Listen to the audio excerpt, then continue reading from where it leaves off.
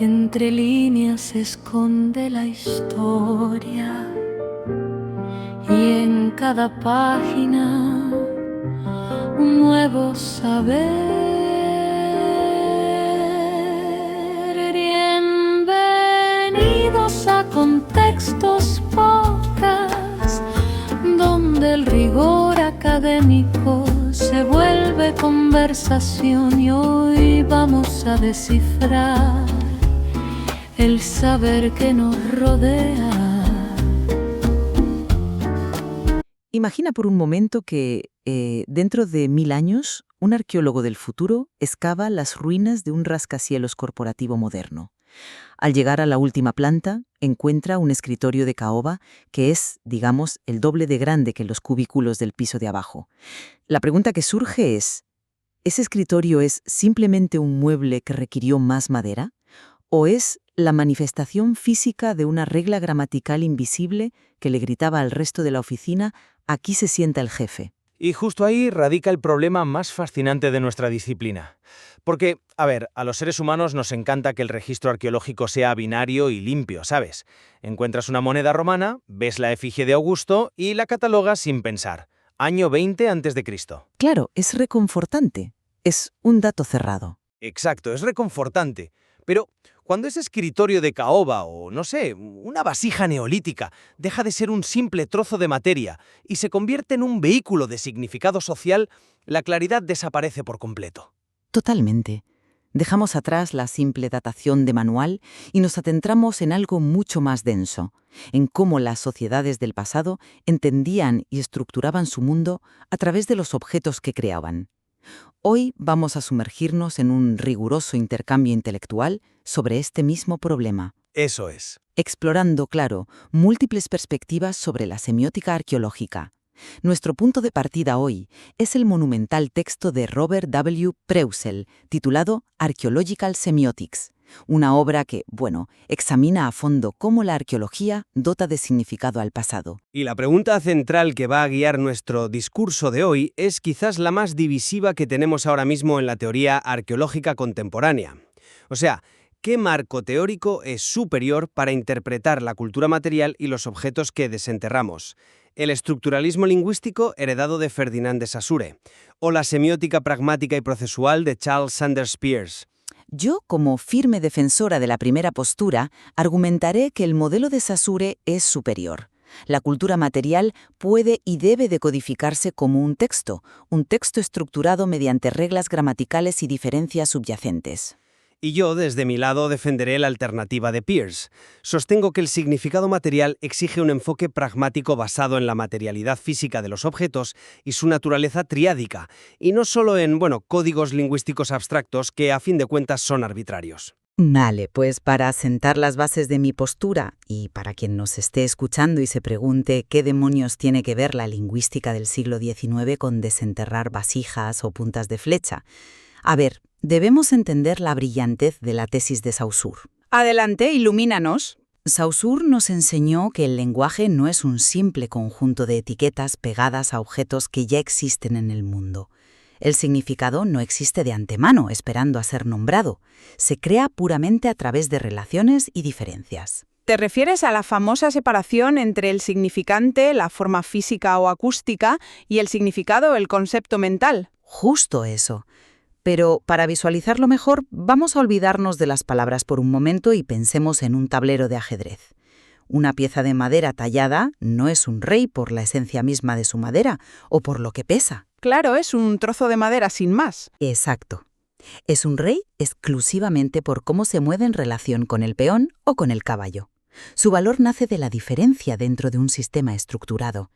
En el texto de Preusel vemos cómo el arqueólogo James Dietz, allá por los años 60, aplicó esta misma lógica a la cultura material. El famoso concepto de los factemas. Sí.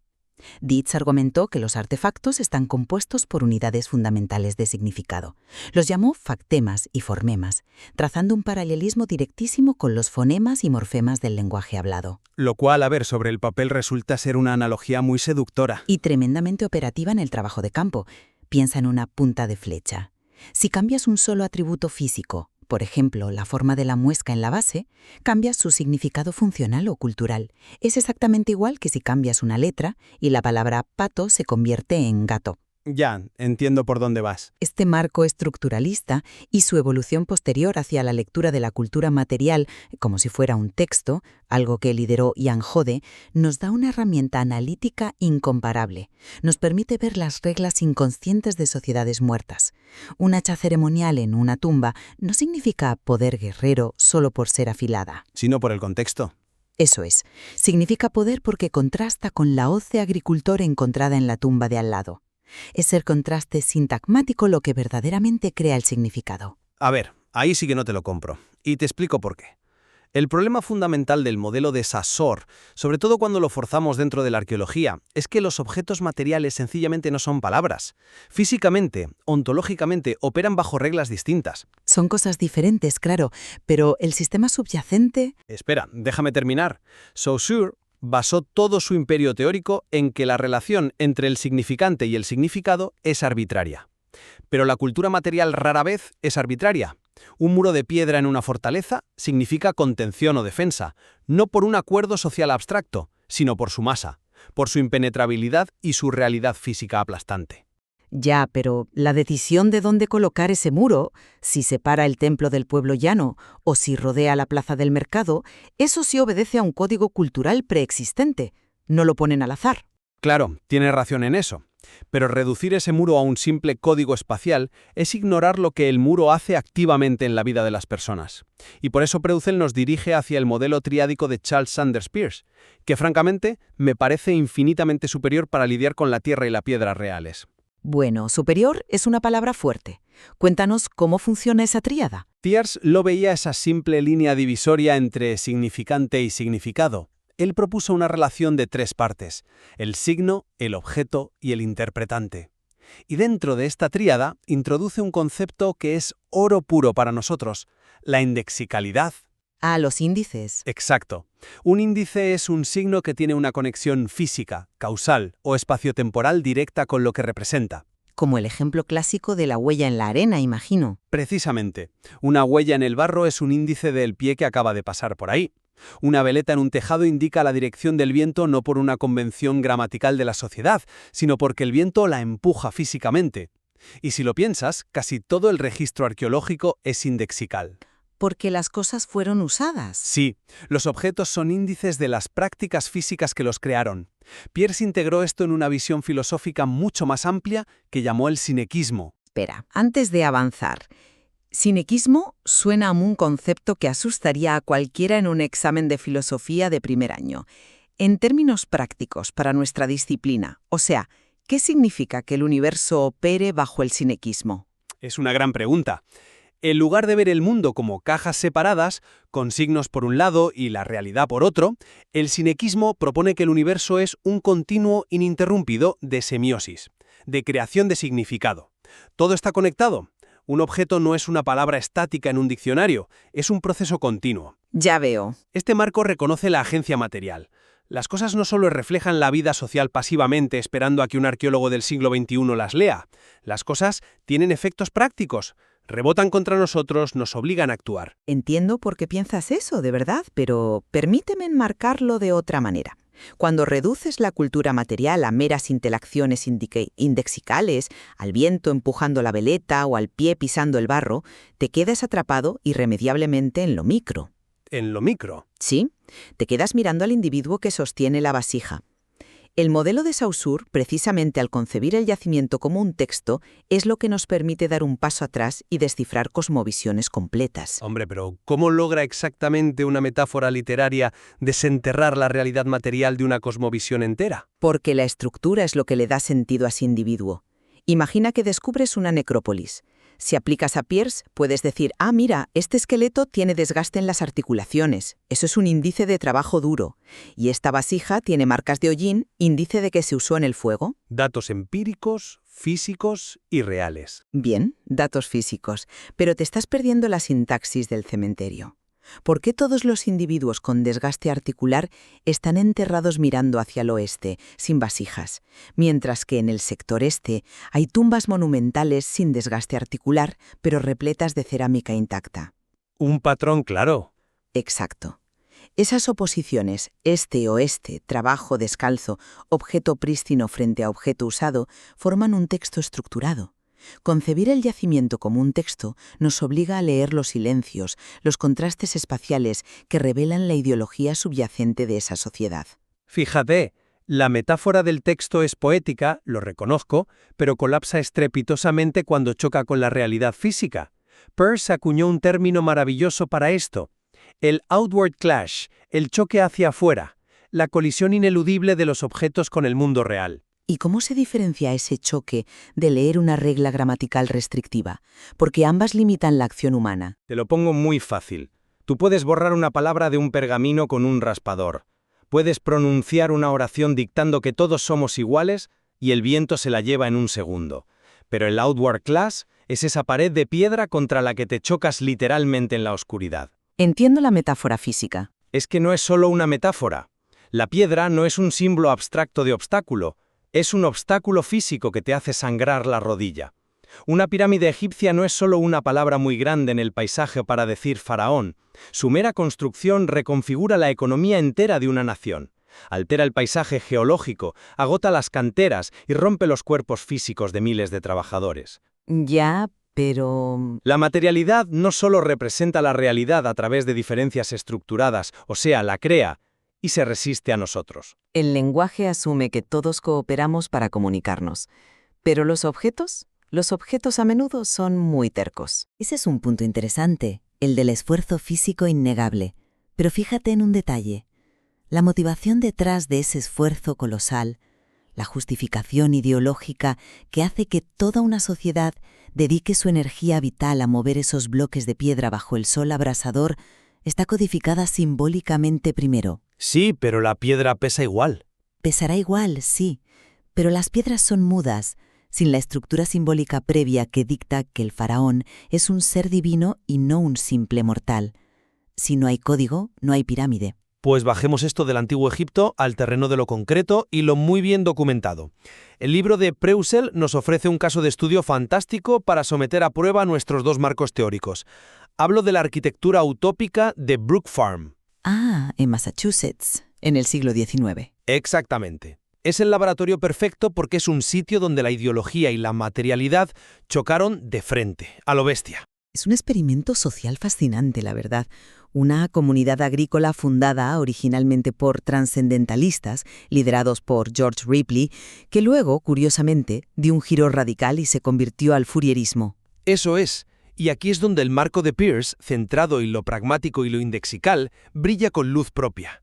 Si analizamos la ideología semiótica de Brook Farm bajo la lente de Peirce, vemos que sus estructuras no eran textos que la gente leía pasivamente mientras paseaba. ¿A qué te refieres exactamente? Tomemos el diseño del famoso falansterio, el inmenso edificio comunal propuesto por los seguidores de Charles Fourier. No era simplemente un edificio que representaba la igualdad utópica. Era un índice gigantesco, una máquina pragmática diseñada meticulosamente para forzar la interacción social. Espera. ¿En qué sentido lo llamas máquina? ¿Cómo funcionaba ese mecanismo en la práctica? Piensa en una oficina moderna de espacio abierto, un Open Plan Office. No está diseñada así solo para ahorrar en tabiques, está diseñada para derribar paredes físicas y forzar la colaboración continua, te guste o no.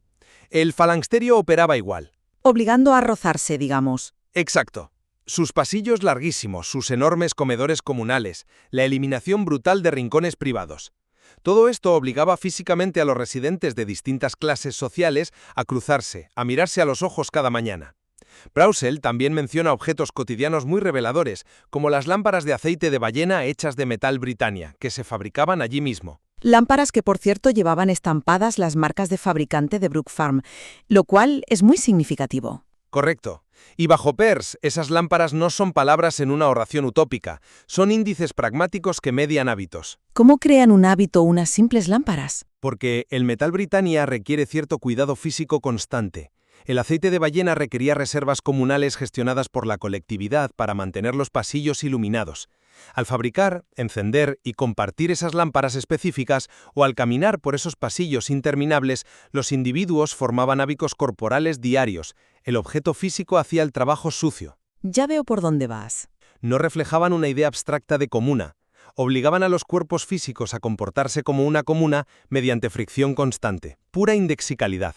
A ver, no niego en absoluto la fuerza de tu argumento sobre cómo la materialidad afecta el hábito corporal, o cómo un pasillo forzosamente estrecho fuerza un saludo, pero fíjate en cómo los mismos datos exactos que nos da Preussel se iluminan de forma mucho más profunda desde una perspectiva estructuralista. ¿Más profunda? A ver, ¿cómo? Brook Farm no es solo una colección pragmática de lámparas y pasillos. Es el ejemplo perfecto de una profunda oposición binaria saussuriana materializada directamente en la Tierra. Una oposición binaria entre ¿qué elementos concretos? Porque allí vivían personas con ideas muy dispares. Precisamente entre las dos filosofías que lucharon a muerte por el alma del lugar. Por un lado, el trascendentalismo original de George Ripley. Este enfatizaba el individualismo radical, la intuición y la conexión personal solitaria con la naturaleza. Y por el otro, el Fourierismo. Exacto. El Fourierismo posterior era hiperestructurado, hipercomunal e industrial. La arquitectura misma del falansterio y la disposición de todo el entorno construido encarnaban esta tensión. Servía como un código espacial. Si leemos Brook Farm como un texto, emergen los contrastes subyacentes que Saussure predeciría perfectamente. Contrastes como Lo individual frente a lo colectivo. El trabajo agrícola esporádico frente a la disciplina industrial rígida.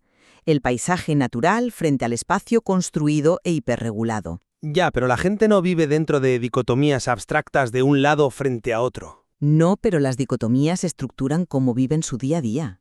Tú mencionabas las marcas de las lámparas de metal Britannia como herramientas de hábito físico. Yo te digo que esas marcas estampadas son puros signos dentro de un sistema de diferencias. Ah, por estar selladas. Claro.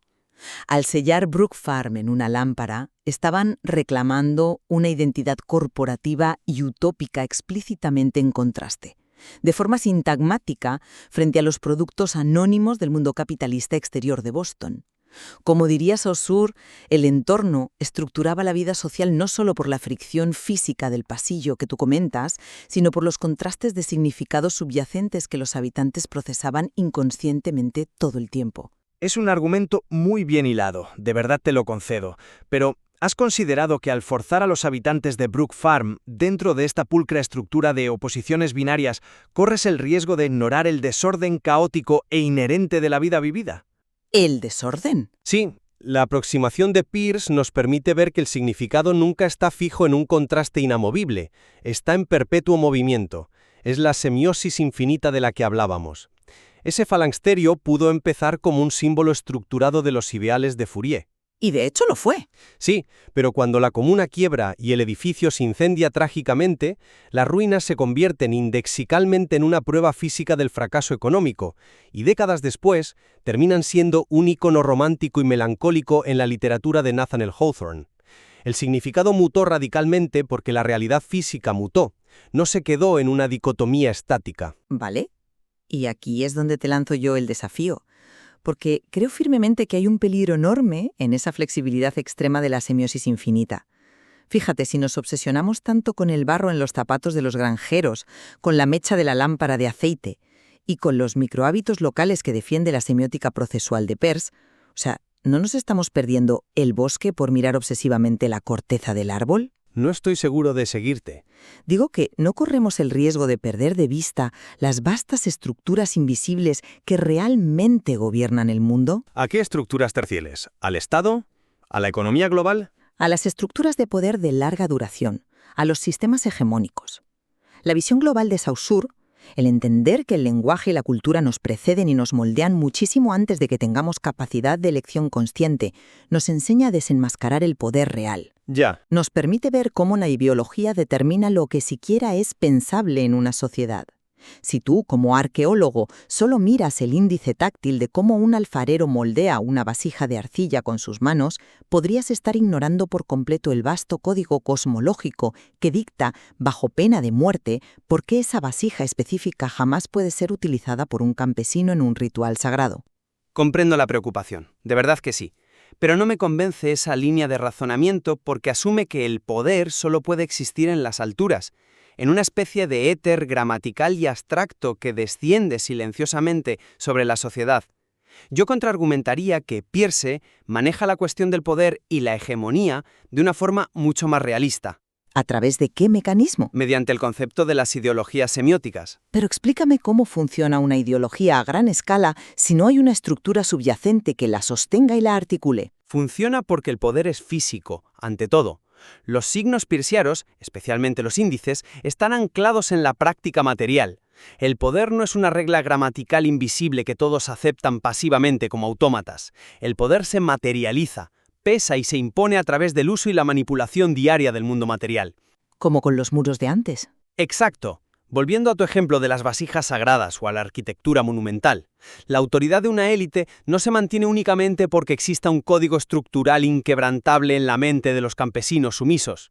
Se mantiene porque los monumentos masivos dominan literalmente el campo visual y achican al individuo físicamente. Bueno, eso también es un efecto psicológico. La física se impone porque el acceso físico a los recintos rituales está indexicablemente restringido por puertas reales, por muros gruesos y por guardias armados con lanzas. El poder se ejerce pragmáticamente en el mundo real, limitando dónde y cómo fluyen los cuerpos. Peirce nos enseña que el poder no se lee como un libro, el poder te pone la zancadilla, vuelves a tropezarte con él en ese outward clash constante. Claro, claro, pero para tropezar con él y sobre todo para saber que te has tropezado con el poder de la élite y no simplemente con una roca al azar en el camino que alguien olvidó ahí, tiene que haber un esquema clasificatorio preexistente en tu mente. Uno que te diga qué significa esa roca. Y eso, amigo mío, es puro estructuralismo. Pues esa es la eterna paradoja del huevo y la gallina entre nuestras dos posturas, sin duda alguna. Destacaría que la herencia de Saussure sigue siendo el pilar indispensable de la arqueología interpretativa. Desde los factemas de James Dietz hasta el postprocesualismo de Ian Hodder, concebir la cultura material como un sistema relacional nos proporciona una capacidad incomparable para extraer la gramática de sociedades muertas. Es una visión muy ambiciosa. Lo es. Nos permite ver que una tumba de la Edad del Bronce, una casa comunal o incluso ese escritorio corporativo del futuro del que hablábamos al principio del programa, no son meras acumulaciones contingentes de materia, son elementos precisos de un texto vasto. A través de descifrar esas diferencias estructuradas, estoy convencida de que la arqueología puede devolverle la voz a sociedades que por desgracia no dejaron registros escritos. Y mi síntesis final, por contra, reafirma que tratar la cultura material como un texto lingüístico es forzar un modelo literario en un medio físico que sencillamente lo rechaza. La semiótica pragmática de Peirce trata los objetos como lo que realmente son, una realidad triádica, profundamente indexical e inmersa en una semiosis continua. ¿Rechazando la arbitrariedad? Al 100%. Al rechazar la arbitrariedad de Saussure, podemos comprender no solo qué significaban los objetos en un diccionario cultural abstracto, sino qué hacían pragmáticamente. Los pasillos largos, las herramientas pesadas, las ruinas. Las cosas median la agencia humana, las cosas crean nuestros hábitos, chocan contra nosotros, limitan nuestros movimientos y, en última instancia, cambian la trayectoria física de la historia humana. Es innegable, la verdad, escuchándote y analizando el trabajo de Preusel sobre Brook Farm, que hay áreas de profunda convergencia en nuestras perspectivas, por mucha tensión teórica que exista entre nosotros. Creo que ambos coincidimos plenamente en el punto más vital para la arqueología contemporánea. Que la cultura material jamás es pasiva. Exacto, jamás, bajo ningún concepto. Es un mero reflejo pasivo de la mente humana. Totalmente de acuerdo. Los objetos no son un simple telón de fondo escenográfico sobre el que los humanos actuamos nuestra obra. Son participantes activos, a veces muy rebeldes, en la constitución y el mantenimiento de cualquier sociedad. Sin embargo, nuestro desacuerdo fundamental persiste sobre la naturaleza íntima de esa actividad. Yo sostengo, y seguiré sosteniendo, que esa participación debe leerse e interpretarse como un lenguaje profundamente codificado, donde el significado nace del contraste estructural y de las reglas subyacentes. Y yo mantengo que debe experimentarse y analizarse como un proceso dinámico de mediación física, donde el significado siempre es emergente, siempre es indexical y sobre todo profundamente pragmático. Y es precisamente la fricción entre estas dos posturas la que enriquece de manera tan espectacular el trabajo de la arqueología moderna. Ningún marco teórico por sí solo parece agotar la inmensa y a veces contradictoria complejidad de nuestro pasado humano. Todavía hay muchísimo más por descubrir y reflexionar en la obra de Robert Prouzel sobre cómo nuestra especie, a lo largo de los milenios, otorga significado a su mundo. Así es. Al final del día, cada trinchera que excavamos es un intento arduo de traducción a través de los siglos, lidiando con tierra, rocas y símbolos rotos. Lo cual nos devuelve a nuestra imagen del principio, a esa máquina de rayos X conceptual que se rompe frente a un diagnóstico turbio. A veces, mirar al pasado no es leer una radiografía nítida para ver dónde está la fractura en el hueso. A veces es sumergirse en las aguas cenagosas de la mente humana, armados con diferentes linternas teóricas. Ya sean los textos de Saussure o los índices de Peirce. Exactamente. Buscando entender no solo qué dejaron atrás nuestros ancestros, sino cómo esos mismos objetos los moldearon a ellos en primer lugar. La conclusión, como siempre en The Debate, queda en manos de quien nos escucha.